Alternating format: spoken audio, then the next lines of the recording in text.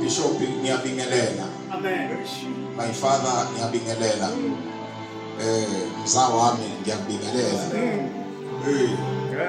Alaphansi Lord. Alaphansi sit down. Shabang. Thank you ukuthi ungethembe ukuthi namhlanje ngikuvalela imvuselelo. Ake sigijimeni ke ngiba vala ikamera ugijime kuye eBhayibhelini. Umvulele nansi funda uverse number 14 no number 15 nansi ngiba 14 and 15 funda mfowethu ukuze kwenzeke. Verse number 14. Incwadi iyo lebe sifunda mawizula incwadi efundiwe ubabamahlangu uvula yona kodwa ke bese uvula uchapter number 2 ke iyo. Verse number 14. Yeah, 14. Wayesesukuma uPetru nabayishumi nanye. Yini manje babe yishumi nanye bishop. Kusho ukuthi uPetru kabalwa. Alright. Okay. Siqale phansi futhi funda ngini. Wayesesukuma uPetru nabayishumi nanye. Ubalwa yedwa bese abayishumi nanye nabo babalwe bodwa. Asizwe isizathu sokuthi yini ke uPetru abalwe yedwa angaba okay la ukhona into kwakufanele ilungiswe eyikade ishiwa abantu. Ufunda uverse number 13 sizwe ukuthi babethena abantu. Verse number 13. Yeah. Kepha abanye babebhuqa bathi bagcwele iwayini elimnandi. Funda uverse number 14 ke uPetru nalabo abawu11 basukuma to defend their faith. Okay. Hey. Khona abazalwane ngoba uyinkinga umzalwane bishop ofuma kwasani oselushiwo kodwa sifuna uhlobo lwabazalwane abazozwa basethinteka into yabo basukume babe bathi ungathi lokho nikushoyo akunjengoba kulotshiwe ngoba khona abantu abasebenzisa into yethu bayisebenzisa ukufeza into zabo baphambanisa umbhalo uthe mfana wamabanye baphatha into kaNkulunkulu ngokunganaki abanye benza izinto zabo befunda umbhalo kodwa bebewuphambanisa ukuze benze into zabo. Uyasukuma uPetru usukuma abafundi abanye uthi nongeke let us defend lento eshiwo ngathi.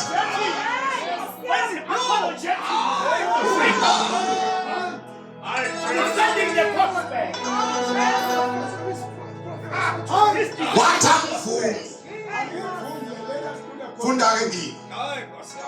Wayesesukuma uPetru nabayishumi nanye. Waphakamisa izwi lakhe. Waphumisela wathi kubo. Uyambona uPetru bishop. Uyamkhumbula ukuthi makubantu uJesu uke watholakala ephethe inkemba. uPetru kodwa ikhona. UPetru. Wasesamile ukudla. uPetru watholakala nenkemba. Ayisibuza abantu uJesu ethi Petru inkemba yapi ngokusuyafona. Kodwa inkemba ivela mhlazane sekubantu uJesu. Akaqali namhla uPetru ukuvikela kuyivikela nangenkathi bethi bayicisha bekavujesu wake wahosha inkemba wathi uyaganga wathi uthi yakhala emdebeni khona abazalwane wavikela into yakhe utheni mzala utheni indoda elalayo ukuthi xa kwenzeka izinto ivusa unkosikazi uPetro waphuma inkemba eyayingaziwa kwasuka uJesu ethi Petro inkemba ayibuyele endaweni yayo ngoba inkemba inendawo yayo. Ahora ni eso basalwa. Inkemba injani basalwa? Nendawo yayo. Mayiphuma inkemba uthi uJesu Petro uyisela inkemba bese exosha indlela. Awuvele uqede leyo verse ngiyabuya. Awuvele uqede leyo verse. Waphumisela wathi kubo, madoda kwaJuda nani nonke enakhileyo eJerusalema, makwazeke lokhu kini, nibeke indlebe emazwini ami. Verse 15. Ngokuba laba kabadakiwe njengokucabana kwenu. Phansi ngiba ileyo part ebengiyifuna lenethi nje laba abadakiwe njengokucabanga kwenu. Mawufunda uqhubeka uthi usesebuseni kabi ukuthi ngathi wasebendayo kusesebuseni usho kanye nami ukuthi kusesebuseni kusesebuseni kabi ukuthi ngathi wasebendayo waze wathi ngizomemezela la eHazelmead uthi manibona uShabana bememeza zonke insuku lapha kungathi babakusindo kungathi badakiwe khona abayidile ngizomemezela ngithi amadoda aseHazelmead yizwane izwi lami namhlanje ngizomemezela ukuthi bamemeza nje abadakiwe abavili wayine namandla kodwa into ekhona ukuthi bazovusa abantu abazoba insani ayinkosi ibuya.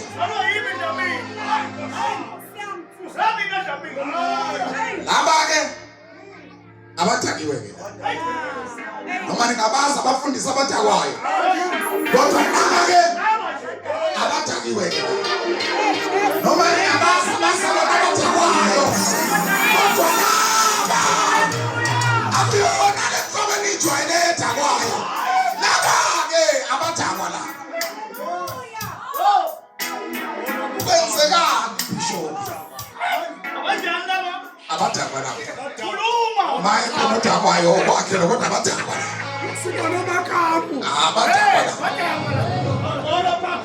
kodwa bishop kwenzekani yini leyenza abantu babone laba abayishumi-nambili bedakiwe? Lithi iBhayibheli lami kwakulusuku lwePentecost uthi uJesu wayesahamba kudala kanti uthembisile bishop kuverse number 15-14 uJohane wathi mangenyuka ngofika ngimcelele baba ukuthi andedele noma ngithumelele umoya ongcwele ngoba angizukumshiyanisa intandane uthi kodwa khona emothi makufike ekhaya kuyazoba i-substitute endaweni yami alizukusala ninodwa.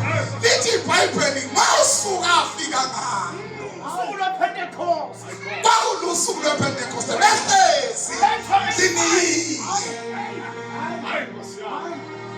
wemzala babengekho abantu abanye kwakukhona laba kuphela kodwa ma ufika usuku lwePentecost uthiwa umoya wezwakala indawo yonke akekho ngawuzwanga umdumo womoya. Shabano umdumo wevuselelo noma bezwakale manje kodwa ngosuku lwawo kuzozwakala ukuthi khona into eyenzeka la. Lithi iBhayibheli lami sebewuzwile umoya kuthiwa bonke abantu basondela ngoba khona into eyenzakalayo. Omunye wathi mayebheka omunye bishop wabona ukuthi wena uyavutha ekhanda Nalo wathi hayi wena uvuthayo manje ubhekecelene thayiko nawe uyavutha khona madoda bayabheka umyeni athi nawe uyavutha awona bazalwane ngoba befanele kube khona umoya wodwa esizosebenza ngawo ebambeni ubishop akanawo umoya wakhe ushaka akabina umoya wakhe kodwa masi obishop angevutha nawe mzawa kufanele uvuthe nobishop kufanele uvuthe ithi masi bhekana sibona ukuthi khona imililo esemakhadeni ngoba laba abadakiwe khona ke laba ke ndawonye abadlewa yini leyo eyenza ukuthi masibabheka sibabone kungathi badakiwe bishop kuthiwa bake bakhuluma ngolimi abangakasakhuluma bengithi lento ila eSouth Africa kuphela umuntu mayeke wadliwa yini elinamandla umuntu osefika ukukhuluma isingisi okay abisho awasuzwe ngiyizwa umeke wakuhlaba kahle umuntu eseshaya why because umangalo ukuthi ngihlala nawo kanjalo yini imshikise language sivela isingisi uma sivela isingisi hayi isingisi sivele NIV laba kuthonjiswa laba bekhuluma ngolimi ezehlukene bengayibheki njengathi sibethe isingisi sikhuluma isifana nalowo kodwa laba kuthiwa ulimi babelikhuluma omunye emuva olimi ufika ngibona oshanda laba la kwangama languages kwangesiwa ama-tongues alright angasithi kwangesizilimi kodwa bezwa bese kuthiwa njengalokhu umoya wabapha ukuphimisela isimanga-ke nasi-ke bishop esokuthi sibajwayela abantu abathi masebedakiwe bese bekhuluma ulimi okungesilo lwabo now lento siyayibona yenzeka nakulaba kuthi laba abakhulu hayi badakiwe bishop ngoba thina sibabona benza into ejwayele ukwenziwa abanye amanye amazwe thina siyanquma noma asiyuma ukuthi badakiwe ngoba benza njengabanye kodwa manje inkinga bona bayazazi ukuthi ngabadakiwe kodwa khona into asebeyitholile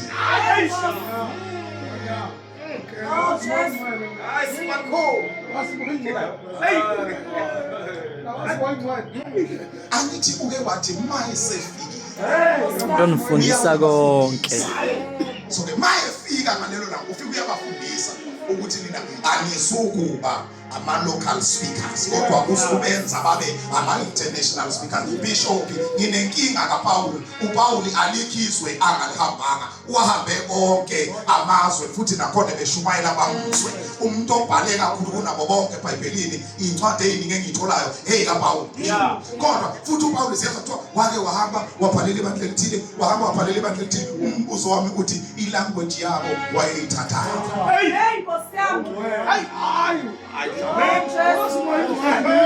Kanti kuchapter number 2 uma sesifunda silithi iBhayibheli umoya wabapha ukuphumisela izimo ezahlukene. uPaul mayehlangana noJesu lithi iBhayibheli lami ukukhanya okunjengombani kwambaneka xa zonke wayeseba converted into an apostle of the Gentiles. Khona bazalwane umpostoli wabezizwe yingakho wafundiswa mzala ukukhuluma ama-languages abo bonke ukuze babuzwe nabesibona amaJuda. Yabuzwa yinto ayikhiwa Into le eqale ngosuku lwePentecost. Now mayesimfika uPaul kufanele afane nabapostoli abanye. Hayi nabapostoli abasha. Bekufanele afane nabapostoli abanye ngoba i-character mathi umuntu umpostoli fanele i-character yakhe ifane nabapostoli abahambe phambili. uJesu futhi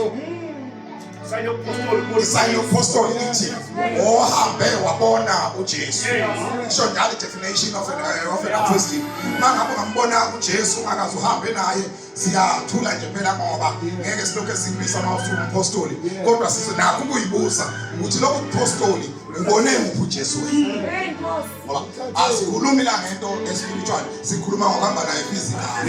Yeah. Oh yes.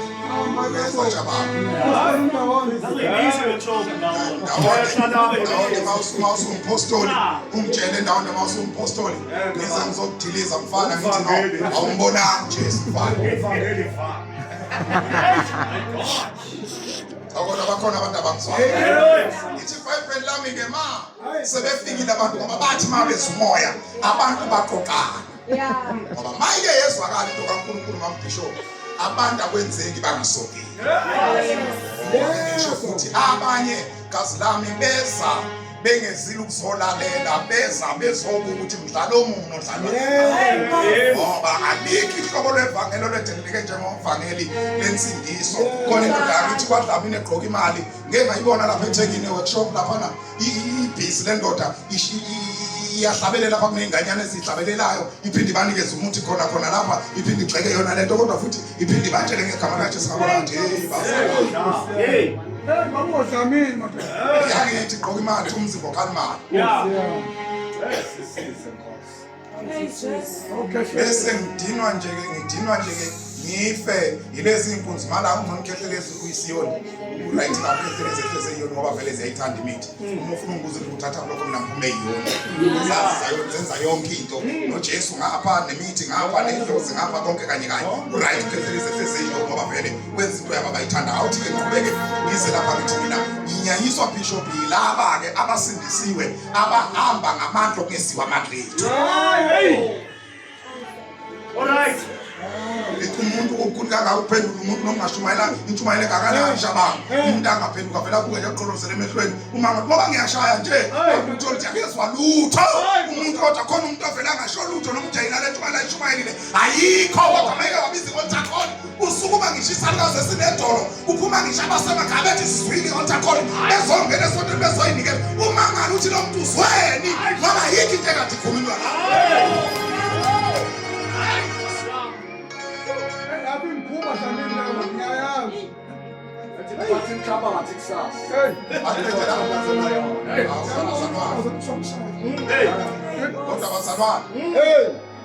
Kodwa ngingasho yini ngoba isikhathi sikaBishop sesiyaphela ngithi mina manje sibona abazalwane siyeka amadlozi akithi nakithi likhona idlozi kodwa saliyeka sasingadakile manje sibona siyeka inyanga ikwazi ukwenza izinto zenzeke asidakiwe ngoba kwasifika ivangeli manje sibona singayi ababonayo nababonayo asidakiwe kodwa kufika kithi.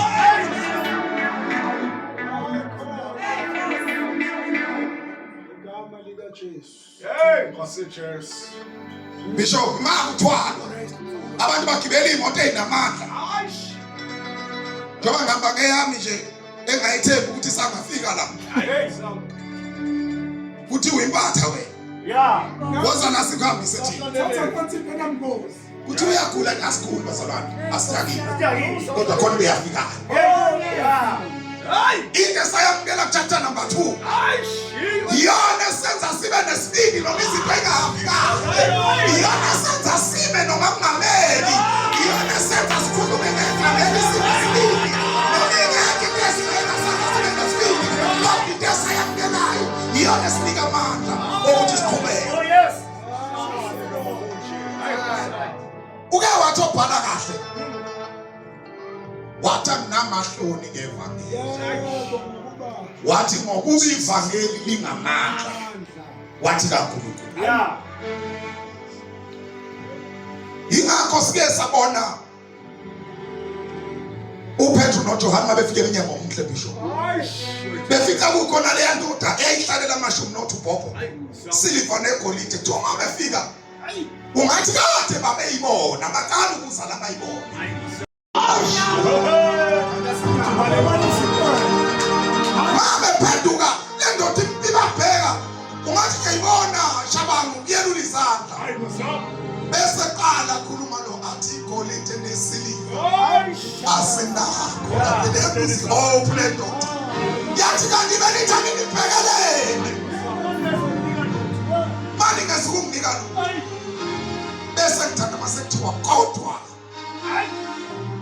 esinakho sikunika khona hayi lisizomnika sikunika khona uthi ke egameni lika Jesu Kristu not any Jesus Christ but lo waseNazaretha bese kuthiwa sukuma uhambe ngithanda le nto le ndoda yasizwe la yona kuyo imsipha iqina yayisipractice ukusukuma into engakaze yenzeke yathi iphakama bishop yaphakama kwaphakamela awukodwa khona bazalwane ngoba yakho lwizwi elikhulunywa abantu abamngelane yanto kaThathana mathula ngoba kwathiwa ngelinye bonke abantu abezokhuluma ngaPetro baba nomoya ongcwele babanjwa umoya ongcwele ngoba bezwe izwi to 3,500 people abaphenduka ngalelo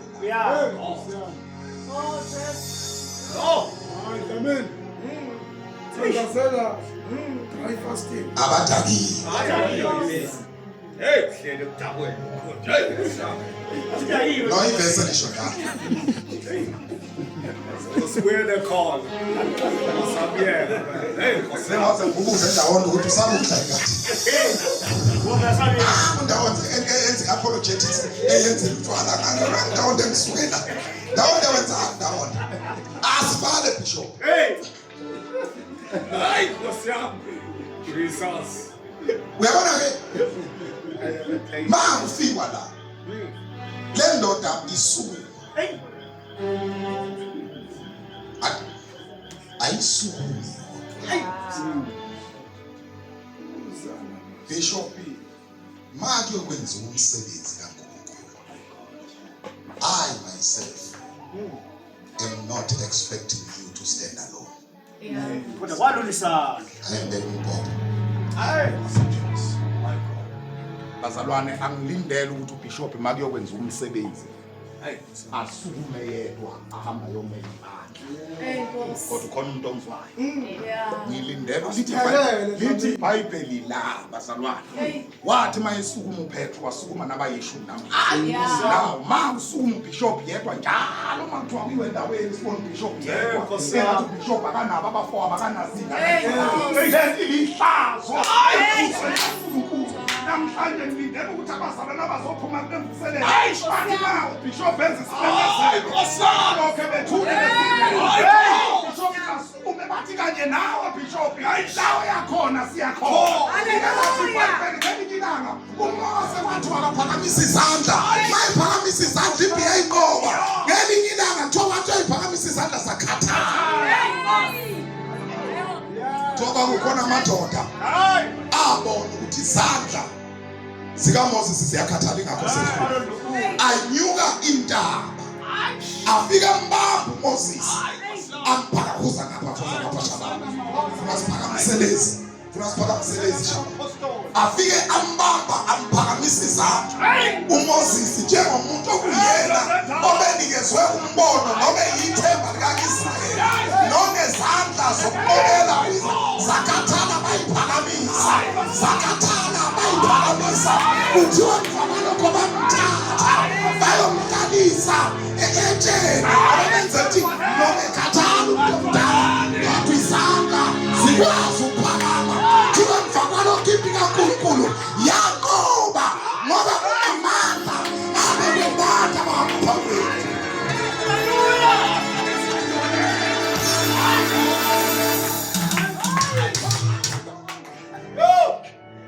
sobathatha umabishop abantu abazoniphakamisa izandla ngoba kuthi kuphuma inkonzo nje abeyokuthi amakhosi kamabishop nakuleke namhlanje uphuma isonto nje bishop eyongena ngale endlini eyovula umnyango alethani lo ukhona sebona lamakhosi babona lamakhosi akhe hayi bemasifiwe